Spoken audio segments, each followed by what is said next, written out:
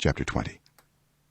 Then all Israel from Dan to Beersheba and from the land of Gilead came together as one and assembled before the Lord in Mizpah. The leaders of all the people of the tribes of Israel took their places in the assembly of God's people, 400,000 men armed with swords. The Benjamites heard that the Israelites had gone up to Mizpah. Then the Israelites said, "Tell us how this awful thing happened." So the Levite, the husband of the murdered woman, said, "I and my concubine came to Gibeah in Benjamin to spend the night. During the night the men of Gibeah came after me and surrounded the house, intending to kill me. They raped my concubine, and she died. I took my concubine, cut her into pieces, and sent one piece to each region of Israel's inheritance, because they committed this lewd and outrageous act in Israel. Now, all you Israelites, speak up and tell me what you have decided to do." All the men rose up together as one, saying, "None of us will go home. No, not one of us will return to his house. But now this is what we'll do to Gibeah. We'll go up against it in the order decided by casting lots. We'll take 10 men out of every 100 from all the tribes of Israel, and 100 from 1,000, and 1,000 from 10,000, to get provisions for the army. Then when the army arrives at Gibeah in Benjamin, it can give them what they deserve for this outrageous act done in Israel." So all the Israelites got together and united as one against the city. The tribes of Israel sent messengers throughout the tribe of Benjamin, saying, "What about this awful crime that was committed among you? Now turn those wicked men of Gibeah over to us, so that we may put them to death and purge the evil from Israel." But the Benjamites would not listen to their fellow Israelites. From their towns they came together at Gibeah to fight against the Israelites. At once the Benjamites mobilized 26,000 swordsmen from their towns, in addition to 700 able young men from those living in Gibeah. Among all those soldiers there were 700 select troops who were left-handed, each of whom could sling a stone at a hair and not miss. Israel, apart from Benjamin, mustered 400,000 swordsmen, all of them fit for battle. The Israelites went up to Bethel and inquired of God. They said, "Who of us is to go up first to fight against the Benjamites?" The Lord replied, "Judah shall go first." The next morning the Israelites got up and pitched camp near Gibeah. The Israelites went out to fight the Benjamites and took up battle positions against them at Gibeah. The Benjamites came out of Gibeah and cut down 22,000 Israelites on the battlefield that day. But the Israelites encouraged one another and again took up their positions where they had stationed themselves the first day. The Israelites went up and wept before the Lord until evening, and they inquired of the Lord. They said, "Shall we go up again to fight against the Benjamites, our fellow Israelites?"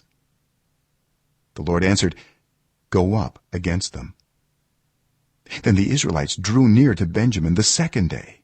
This time when the Benjamites came out from Gibeah to oppose them, they cut down another 18,000 Israelites, all of them armed with swords.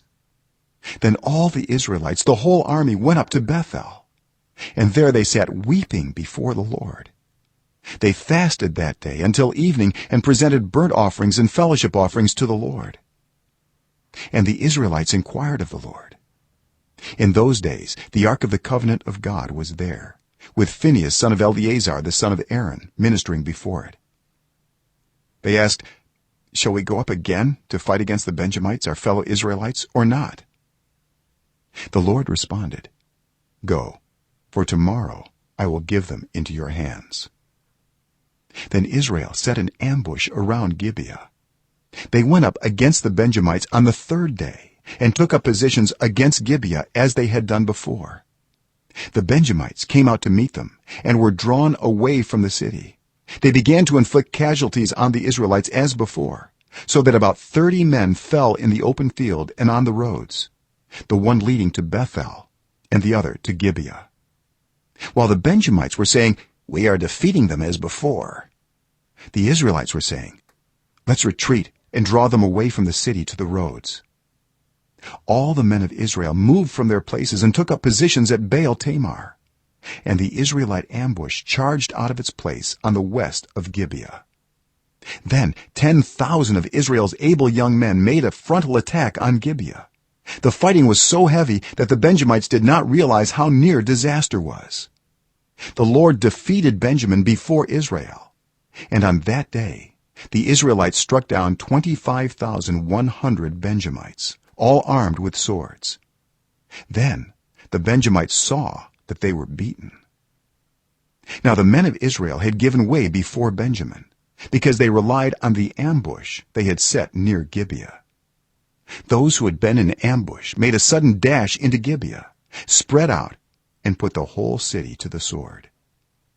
The Israelites had arranged with the ambush that they should send up a great cloud of smoke from the city, and then the Israelites would counterattack. The Benjamites had begun to inflict casualties on the Israelites, about 30, and they said, "We are defeating them as in the first battle."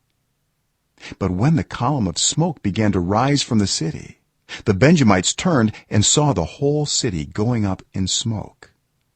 Then the Israelites counterattacked, and the Benjamites were terrified because they realized that disaster had come on them. So they fled before the Israelites in the direction of the wilderness, but they could not escape the battle. And the Israelites who came out of the towns cut them down there. They surrounded the Benjamites, chased them, and easily overran them in the vicinity of Gibeah on the east.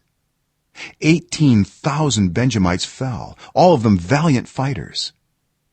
As they turned and fled toward the wilderness to the rock of Rimmon, the Israelites cut down 5,000 men along the roads. They kept pressing after the Benjamites as far as Gedam and struck down 2,000 more. On that day 25,000 Benjamite swordsmen fell, all of them valiant fighters. But 600 of them turned and fled into the wilderness to the rock of Rimmon, where they stayed 4 months. The men of Israel went back to Benjamin and put all the towns to the sword, including the animals and everything else they found. All the towns they came across they set on fire.